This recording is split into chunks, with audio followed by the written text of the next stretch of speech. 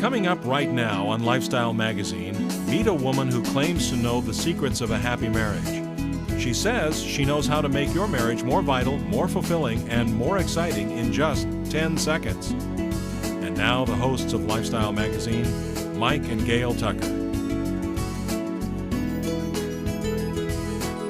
8, 9, 10. Did you know that a kiss can change the fabric of your relationship? Especially if it's a 10-second kiss. Thank you, sweetheart. Anytime. Our first guest, Dr. Ellen Kreidman, is known as America's #1 love expert. Now, that's some title. She's also a best-selling author and lecturer, and Dr. Ellen has educated, motivated, and inspired thousands of men and women on how to put fun, romance, excitement, and communication in their marriages. And she's here today to give us a crash course in healthy relationships. Welcome, Dr. Ellen. Thank you. So nice to be here. Thank you. Thank you for coming. Welcome. Thank you for having me. We are talking today with Dr. Ellen Kreidman, and we have her book here, The 10-Second Kiss. We highly recommend it to you. It's a marvelous book. But Dr. Ellen, what is the most important message that you would like to bring to us today about relationships? Well, probably the #1 thing that I teach, and it's so important for couples to understand. A man falls in love because of the way he feels about himself when he's with a woman. And when he doesn't feel good anymore, he's going to find another woman that does make him feel good. And that's really what an affair is about. It isn't that he's in love with the other woman. What he's in love with is the way he feels about himself when he's with the other woman. That's an incredible concept. It is. And you know how many women have said to me, you know, now that I'm in love, I feel beautiful. I feel special. We have a right to feel like that for the rest of our lives. And when we don't, we try to find someone that does make us feel good. So if you really understand this concept, it isn't about getting prettier or thinner or making more money. Some of the most beautiful people in the world are by themselves. Some of the wealthiest people are lonely. This is about how do I make another person feel like they matter more than anything else on this earth. So it's not about my husband, but how do I feel about myself as a woman when I'm with him? And it's not about me, but how does he feel about himself when he's with me? And if we can make each other feel so good, why would we ever want to be with anybody else? Well put. Well put. Excellent concept. I mean, so it's not, I need to do this for myself or and fix myself. No, and you know, there's so many people who are single who, before they go on a date, they're saying, oh, gosh, I hope that person finds me intelligent. I hope they think I have a good sense of humor. I hope they think I'm attractive. And I say, no, it's not about you. If they walk away feeling like they've got a good sense of humor, that they're attractive, that they're special, there's going to be a second and a third date and probably a proposal of marriage. That's incredible. That's true. You know, that's quite a concept, though.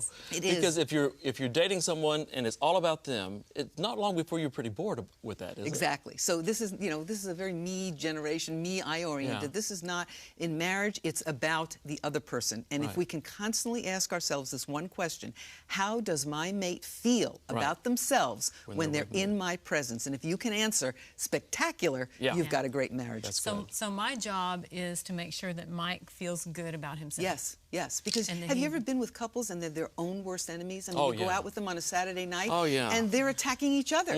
They're sarcastic, their eyes are rolling when the partner is telling a story. Or making jokes at each other's expense. Exactly. So how does that person walk away feeling at the end of the night? Not very good. And that's really the key of longevity in a marriage. I mean, I've been married now for 40 years, so I'm telling you that I practice what I teach. You know how to do it. Congratulations.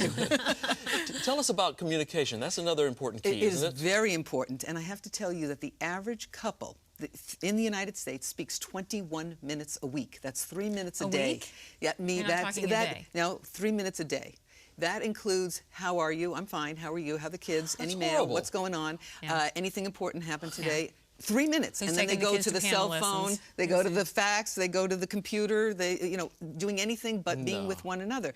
Now, what in the world can be successful on 3 minutes a day? Could you raise kids on 3 minutes a day? Could you do your job on 3 minutes a day? How can you have a marriage and expect it to be successful if you're spending 3 minutes a day with each other? That's incredible. One of the things I talk about is it is so important to carve out time for each other. 30 minutes minimum, where you share your day, he shares his day, because if you don't, the days become weeks, become months, become years, and there's two strangers sitting across from each other saying, I don't even know who you are. And what's the point in that?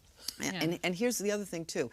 This is so important. Every person I know comes home and one of them says, hi, hon, I'm home. Why? Because they want to matter. They want to be greeted. Well, somebody noticed I came. Exactly. Now what happens? He comes home, he sees her on the telephone, and he thinks, I don't believe this. I haven't seen her for 10 hours, and she'd rather talk to her friends than be with me.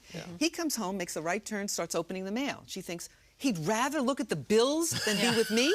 And 20 minutes later, this couple is having an argument. It has nothing to do with what they're arguing about. What they're really saying is, oh yeah, you think you're going to ignore me? You're going to make believe that I don't make a difference? Well, then even an argument is better than the nothingness that I feel around here. Definitely going to notice that I'm here. Yeah, one exactly. way or the other. And if a couple could talk to one another, they would say, tell me why I matter. Tell me why I make a difference. And don't do it once. Do it every single day of my life. But that's not the assumption that we have most of the time, is it? I mean, Well, don't we get married and assume that, well, I love you, you love me, we're going to all be happy, we're going to raise a family, we'll be fine. Right. And people don't understand. It's the action that caused the attraction. What you did in the beginning was spend time together. What you did was talk. What you did was hug. And if you're not doing those things anymore, then how can you expect a marriage to be successful or last? So what do you do when a marriage gets boring? Well, another question that I guess asked a lot. And I hear Dr. Ellen, my life is so boring, my marriage is so boring. And here's what I have to say. The best way not to have a boring marriage is not to be a boring person. And here goes. I know I'm going to insult one of your audience members, but if you are bored, you are boring. You see, you can't be, once you say, I'm bored, you're really saying, world entertain me. Somebody else out there make me happy. But if you say, I'm a bore, now you have to take responsibility. And I have enough ideas for everybody. I always feel, do something outrageous, do something crazy, do something that'll knock the socks off your partner. Because when Give us an example. Well, I always like to start with baby steps. So I will say one of the things you can do tonight is take out the white boring light bulb, put in a red light bulb, and get it at any hardware store. He turns it or she turns it on and goes, ah! And you say, you know what? Red is the color of love, and I wanted to fill this entire room with my love for you. Ooh, just something that's a nice as simple touch. as that. But the point is that it's going out of my way to show you that you're special, that you matter. I didn't do this for the relatives. I didn't do it for friends, for coworkers. I went out of my way to show you that you matter, that you make a difference in my life. Hey, this is exciting stuff. And we could spend a lot of time talking about this because we can go on and on with this stuff, no doubt. We'll be right back with a couple who have put the 10-second kiss to the test in their own marriage.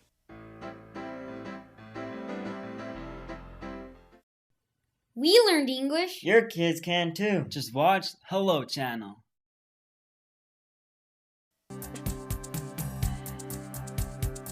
We're back with Dr. Ellen, and we're joined by Ed and Dana. Welcome. Thank you. Dr. Ellen, before we move on, we opened with the 10-second kiss, and that's the title of one of your books. Yes. Tell us a little bit about the 10-second kiss before we go on. I absolutely love the demonstration that you did. That was great. I enjoyed it too, to tell you the truth. That's pretty good. But you know what? I think that most people don't even recognize when that passionate relationship became a friendship and became platonic. And one day, people wake up, the couple wakes up and says, you know what? We're roommates. And that's because when you watch this couple, they're giving each other that little peck. I love you, honey. There's no more passionate kiss. I want people to grab their mates tonight and give them a 10-second passionate kiss. That's the way you need to greet each other before you leave. If you're not a morning person and you just see each other in the evening, it sets the mood for the rest of the night, if that's the way you greet each other. And if you have children, it's okay for them to see mommy and daddy connect. Then you go to the kids and hug them. But you need to make that connection every single day. All right, everybody, did you hear that?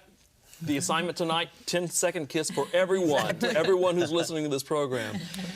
All right, guys, you've read the book. Yes. So did you learn new things? Was it a review of old things? What was this for you?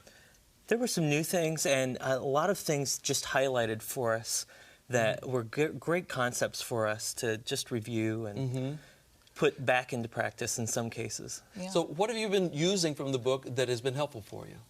I think one of the things that we've really taken from it is he has a job where he has to leave very early in the morning. So he's gone by the time I get up and the kids are up. And he has to go to bed very early because of that. So we've really, it was good for us, good timing for us to read the book to know that we really need to carve out and be intentional about having alone time in the evening, or else before you know it, it's, you know, 8 in the evening, you've put the kids down and you're exhausted, and you really don't, you give to everybody first instead of really taking time for your relationship. So we've started to really carve out that time for us and prioritize that. So. And you guys have been married how long? coming up on 12 years this Almost summer. 12 yeah, years. almost And 12 you have years. children. We have 3 kids. Yeah. So you are busy, busy people. Busy family. Oh, man. And one of the things that I talk about is the best gift you ever will give your children is a loving relationship with each other. Absolutely. So everything that when I'm saying carve out time, go on date night, spend time with each other and get the babysitter, it is in effect for the children because when they have parents who are in love after all those years, they feel safe and secure. That is the truth.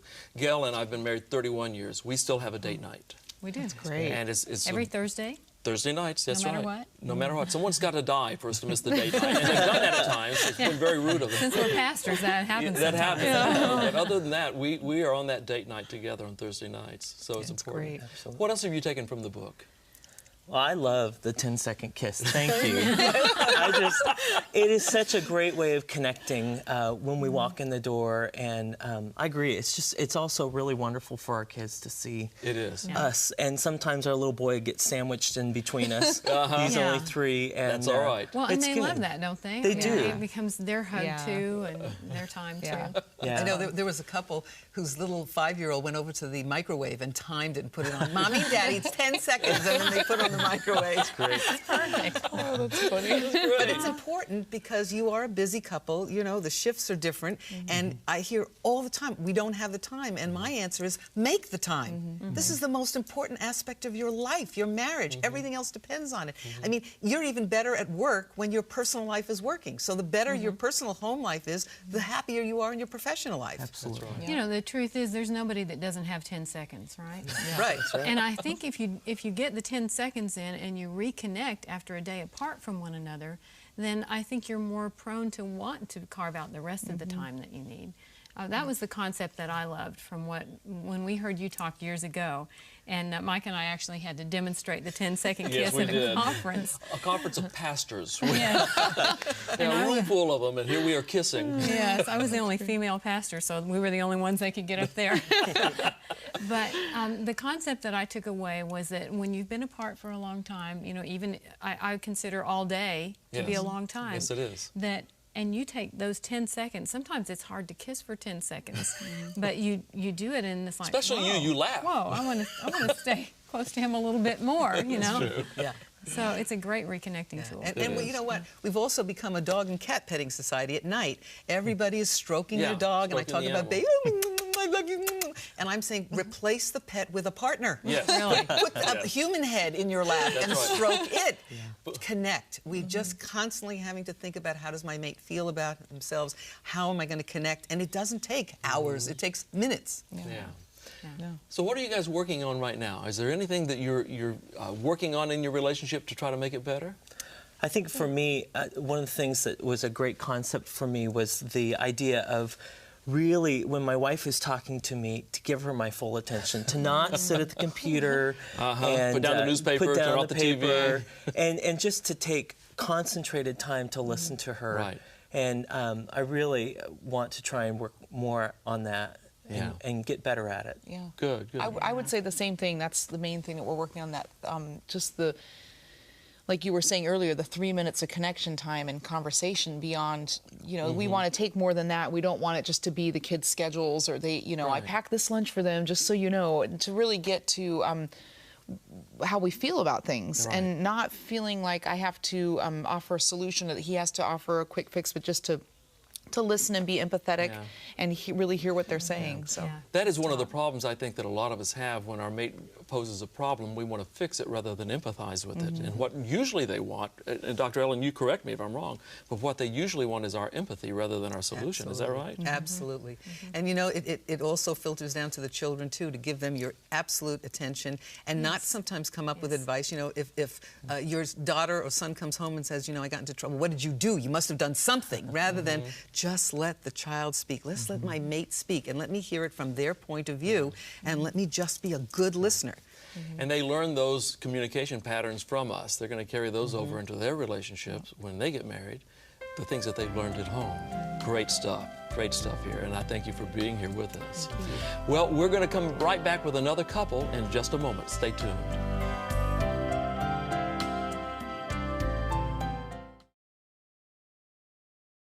Learn English and have fun.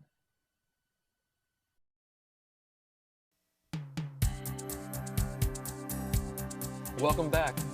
What we've been hearing on this show is the idea of putting fun, romance, and communication into your relationship. Joining us now are Kurt and Colleen. And Dr. Ellen, you're going to do some coaching with them, so we turn them over to you. Nice to meet you. Nice to meet you. How long have you been married? 24, just about 24 years. And do you have any children? Yes, we have 2 children, an 18-year-old son and a 20-year-old daughter. And either living at home? Our son is living at home and our daughter's at college, coming home on breaks and for the summer. And both of you, do you work? Yeah, Yes. we both have work full-time full-time jobs. Okay. And the first thing I always like to ask a couple, just to get the pulse of their relationship, is when is the last time the two of you went away by yourselves alone? 2 weeks ago, we Okay. went to Hawaii, and we spent... Except that we weren't alone most of the time. We were alone, but I was for a business trip. Oh, that doesn't count. Now, business trips do not count. When I talk about once a year, a 1 week, the lover's plan is 1 night a week date night, once every 3 months an overnight stay at a hotel. I call it a mini moon. Most people go on a honeymoon. This is a mini moon. And then once a year, a 1 week vacation for just the two of you. That means no friends, no relatives, no business associates. How about kids? That No sounds kids. good. Your mindset is completely different. You want to keep the passion in your marriage. You have to connect again, and that's about being alone. When there are other people, you have a different frame of mind that you're going. If you're on business, you're not relaxed, and the two of you are not connecting. You're probably talking to business associates. She's talking to the wives of the business associates, and you may spend a couple of minutes together, but you're thinking about the next day and the next meeting that you have to go to. No, this is true. A lot of the time, since we work full-time and we work close together, we do talk about business an awful lot. I think the last time we were alone together was on our 20th anniversary 4 years ago. We took a cruise to Alaska, and we had a wonderful time for a whole week, but it was very different. Yes, and but 4 years, it's not supposed to last right. 4 years. Once a year, to make that kind of a plan, it is, again, you know, people think, I can't leave my children. This is for your children. Because the best gift, you want to be role models for them in their relationship, and your children are older. They're watching you. They're seeing what mom and dad is doing. And so for them to see mom and dad take a vacation by themselves alone, that's what they're going to do when they get married. I know I have 2 grown daughters now that are married, and they have that date night once a week, and if they don't have it, they're disconnected. They go, of course, we get to babysit, but they do go on that 1 week vacation because it is all about connection. Yeah. Well, you know, there is one thing that we do that I think has been helpful. Like Mike said that he had his date night with his wife. We try to every evening before we go to bed take a 1.5 mile walk together, and there we share the day, and we kind of talk about how things are going, basically, in all parts of our life. And because we like to read books and learn new things to help our lives, we read together in the morning quite frequently, or on weekends. That's wonderful. I mean, that So shows... that takes the place of the weekends that you have to spend away. Yes, and that kind of thing. yes. And I know we spoke a little earlier. Well, we spoke a little earlier. You was talking about some of the interests you have. Can you share some of that, the concerns that you as a couple?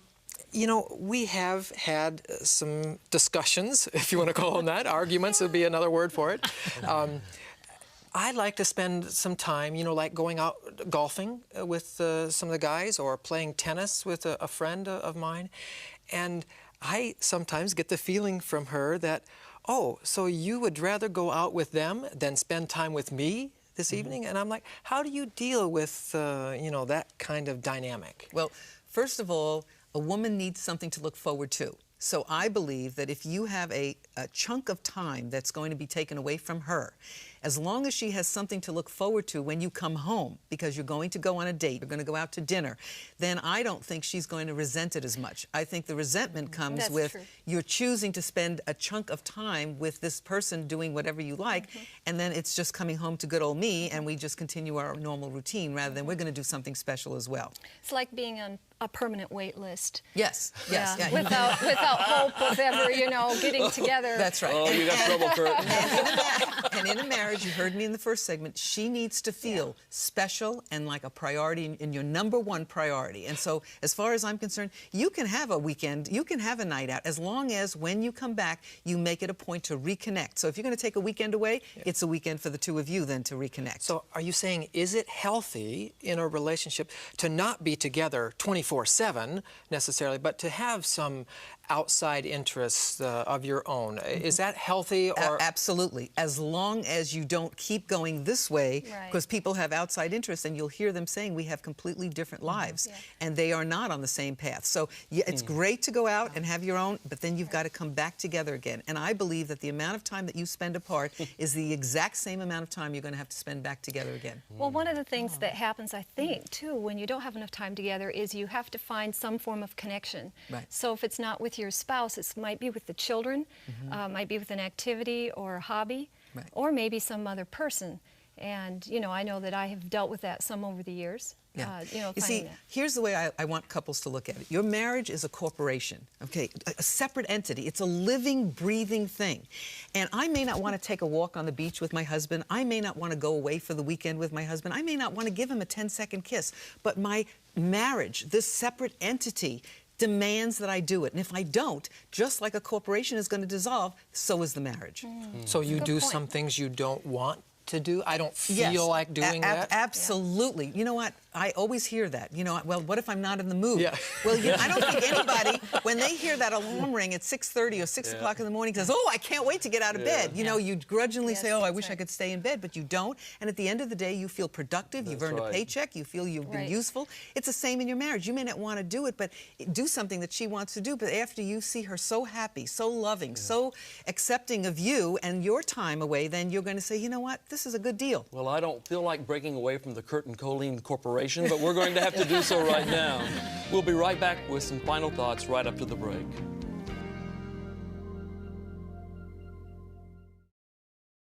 Why should you watch Hello Channel? Because learning English should be inexpensive, and learning English should be available to everyone. If you want a brighter future, join us and say hello. We have had a spectacular time today with Dr. Ellen, and I hate to bring it to a close. It's been great, hasn't it? Dr. Ellen, do you have a couple of final words for us? I always have a couple of words. The important thing to remember is whatever you did to get me, you need to do 3 times as much to keep me. That's If an you important can concept. remember that, you will have a very happy marriage. Oh, that is wonderful. Hey, we want to thank you guys for being here. you were, so much. You were It's been spectacular. great. You were open and vulnerable, and we thank you for that. And Dr. Ellen, we cannot thank you enough. Thank you for having me. We invite you to come to our website at lifestyle.org to check out more information on this program. And as we leave, why don't we try just one more time this 10-second kiss kind of a thing? Would that be all right with you? Yeah. All right, let's go for it.